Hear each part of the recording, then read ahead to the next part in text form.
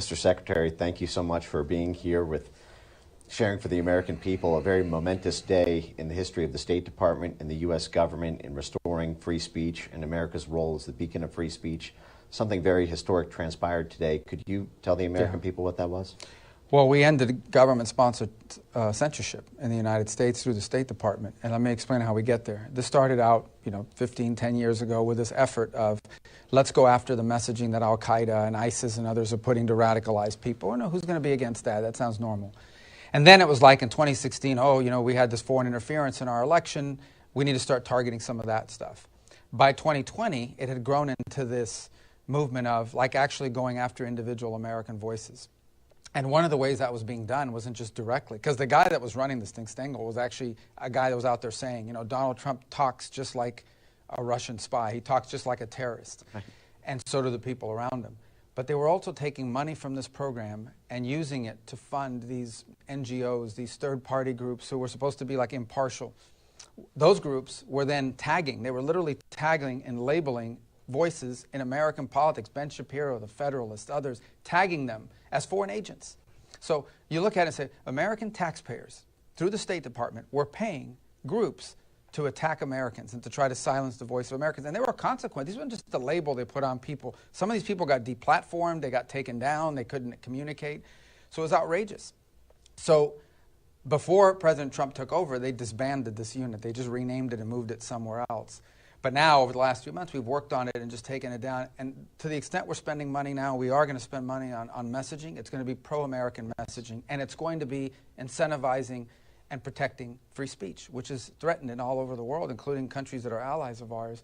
The best way to counter disinformation, if that's what people are thinking is out there, the best way to counter disinformation is free speech, is to make sure that what's true has as equal or greater opportunity to communicate as what's not true. We've learned that the hard way. But when you turn disinformation into a weapon, a political weapon, a label that you can use to go after people you don't like and say, anything that person's saying is disinformation. Well, listen, I read mainstream newspapers every day, or I watch mainstream broadcast every day that I know are disinformation. Okay, we have an issue right now. They keep calling it Maryland man deported to El Salvador. No, not Maryland man. El Salvador citizen deported to El Salvador. That's disinformation. Every day, a U.S. senator yesterday said that this guy was a kidnapped American citizen, and they published it in the article without any fact check. He's not an American citizen. So the important thing is that we have free speech so we can counter that, so we can say this is not true. That's the way you handle that. And, but we have instances now in Western countries where people are being arrested. You've seen this. I'm sure you know what I'm talking about. Absolutely. People are out there, they put a post, and the cop comes knocking on their door. You're going to go to jail for 60 days for posting something online. Right. This is crazy stuff that's happening around. The vice president addressed this in his speech at the Munich conference back in February. Yes. So we got a lot of work to do, but the most important thing is we're going to make sure that as we communicate to the world, it's going to be pro-American. Things that build up what this country's working on and explaining what we're doing, not attacking Americans who are exercising their First Amendment rights. The classic work of the State Department in the 20th century. Yeah, and you mentioned this network that was paid through the State Department through grants and contracts, and my understanding is that network also targeted the Undersecretary for Public Diplomacy, Darren Beattie, who I believe played an important role in this restructuring as well. And credit to you and to the Undersecretary. One of the questions that remains, this is obviously amazing news, I think, to the entire American people about the defunding and the restructuring. There are lingering questions about what was done during that period, where we now have so many people wondering, was I censored because of something the State Department did? Was my news organization bankrupted? Were advertisers contacted about it? And there are aggrieved parties.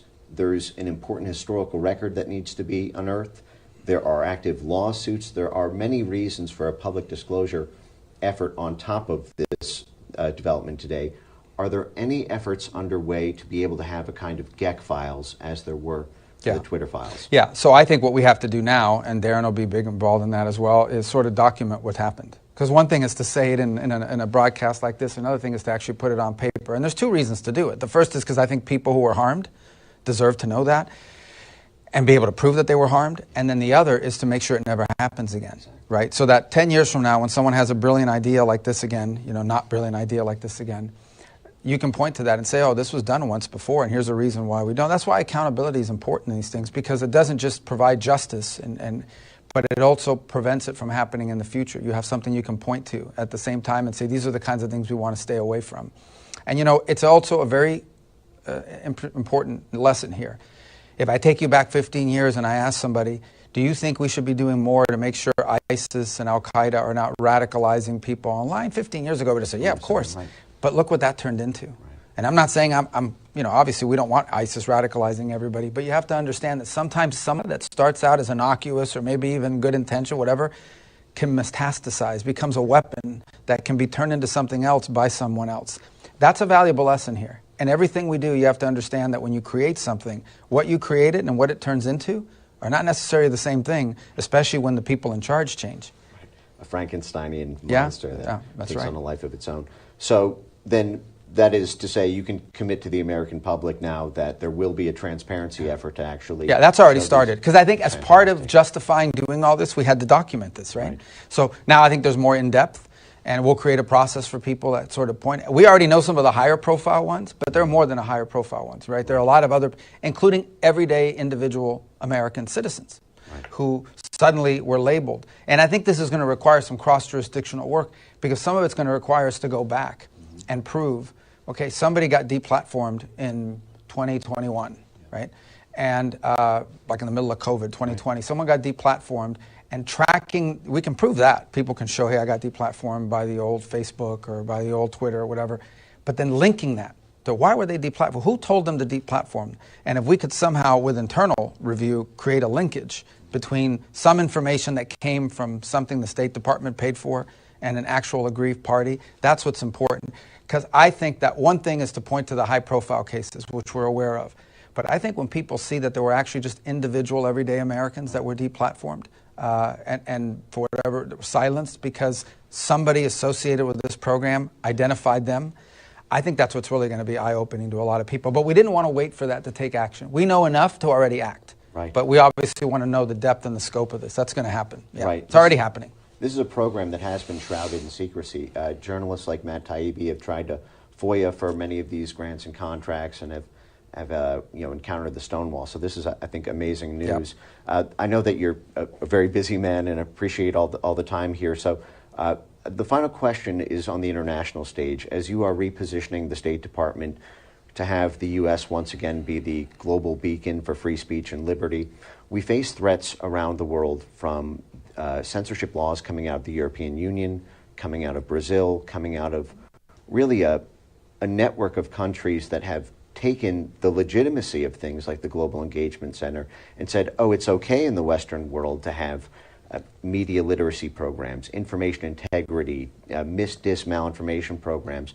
And many of those Global Engagement Center ecosystem partners have been involved in the shaping of those foreign laws. Many have been funded by the State Department and USAID, being signatories on the EU Code of Disinformation, implementing the EU Digital Services Act, which was threatened to be turned against Americans when Elon Musk famously had that X-Space with Donald Trump during the election season. So my question to you is there any insights that you can provide to the American people about how the State Department is going to go about once again restoring free speech in a world where we are facing foreign threats from the European Union and Brazil and other places to Americans' ability to talk to them? So the first thing, obviously, is our number one priority is Americans. So we don't want to see an American who happens to be living in London or happens to be living in Europe post something online about American politics or any politics, and all of a sudden they're facing ramifications over there, or they're denied entry, and something happens, we're denying them into our country, or we're going to arrest them because they posted something while living overseas. So our number one interest is the impact it has on Americans. The broader point, which is the one I think the Vice President made very clear in Munich at the security conference, and people freaked out about what he said, but it's true. What is it that links us with Western Europe? What is it that links us with these? It's our shared values. And one of those shared values, we hope, is freedom of expression. I know they don't have a First Amendment, but freedom of expression, right? And if that is eroded, if suddenly these become places where people are targeted because of what they said or what their opinion is, then one of the pillars of our shared interest, beyond military cooperation, beyond anything else, is under attack. And I think he made a very vibrant point that in some ways you are attacking, by attacking freedom of expression, you are attacking one of the pillars of our shared interest, our shared culture, our shared values. And so I think we raised that. We've raised that. I mean, I can tell you we were at an Oval Office meeting with the Prime Minister of the United Kingdom, and this issue came up. So this has been raised. It becomes part of our diplomatic situation that we raise when we interact with foreign interlocutors. I think what's troubling is we understand, like, that's always going to be an issue when you certain countries around the world, but when you're dealing with Western European allies, and that's who you're talking to about this stuff, it really tells you how far it's gone and how big a problem it is. So that's a new thing for us to have to raise in those capitals, but we do it, and we do it everywhere. And I personally witnessed the President and the Vice President raise it with multiple foreign leaders. And I think you're going to continue to see an emphasis on that in our diplomacy and what we talk about. That's fantastic. And I think the actions today will send a message to those foreign bodies that what was done for a very brief period here, really in the scope of our history, is not a legitimate way to pursue international laws. And just on the EU Digital Services Act, I'd feel remiss if I didn't mention that the EU commissioning body there threatened Elon Musk, a non-EU citizen, talking to Donald Trump, a non-EU citizen during the running for campaign in president, October. and threatened them specifically not to talk about the unrest, the street protests in the UK at the time. The UK is no longer a member of the EU, so the EU was threatening, and today we're hearing they're threatening $1 billion in fines against X for non-compliance with disinformation. And we've seen the head of their commission target non-EU citizens talking to non-EU citizens about non-EU territories. And so this is just one of these things, as this code becomes mandatory in July, to know that the State Department is focused on protecting free speech both within and without is I think, an important thing. Well, just beyond Elon, if a country or a group of countries, in the case of the EU, although it considers itself sort of a country because these countries have, given over a significant amount of sovereignty in order to become a member of the EU, when you have foreign entities taking actions that go after Americans for speech, that becomes a foreign policy irritant for the United States, and more than an irritant, it becomes an impediment. It's to cooperate when they're going not just after a high-profile Elon, but anybody for that matter. I mean, I think if you extend this out, you could see it, threatening commentators, threatening people that are opining about world events, potentially threatening office holders in the United States. Right. I mean, so what if a American political figure criticized something that was happening in Europe? Imagine right now if all these people freaking out over Bukele in El Salvador were suddenly being threatened by some Western Hemisphere version of the EU. Oh, we're going to come after you because you're attacking of El Salvador. The left would be freaking out. Right. So that this is a very legitimate issue for us to raise as a bilateral, or in this case with the EU, irritant in our foreign policy. It has to be part of one of the things that we raise when we interact with them about the impact this is having on American citizens. At the end of the day, the number one priority of the State Department is to serve the national interest of the United States and the interest of the American people. We work for the American. Right. It's the United States Department of State. Yes. So that we need to return that principle in everything we do, including this. Right, and this is such a fair, frankly, merciful way of doing this as well. It sounds like you don't want the power to go after the other side for misinformation and things like this. Oh, we would be here all day. Yeah, right. I could build a whole building to go after that. Right, exactly. But the best way to do it is just to say they're lying, here's the truth. Right. That's why we have things like this today. Right. And that's why we're able to interact with you and others. That's the best way to do it. And it's annoying, don't get me wrong. I mean, they say things that aren't true. Every day stuff is leaked in the press that's reported on as fact, and it's not fact. Or stuff is reported in commentary. Look, commentators say what they want. Mainstream newspapers and mainstream media outlets report things as fact that are completely not true. So our approach to that is not shut them down, not fine them. Right. Our approach to that is to say they're lying. Here's the truth. Right. It's harder, it's annoying, but that's the best way to do it.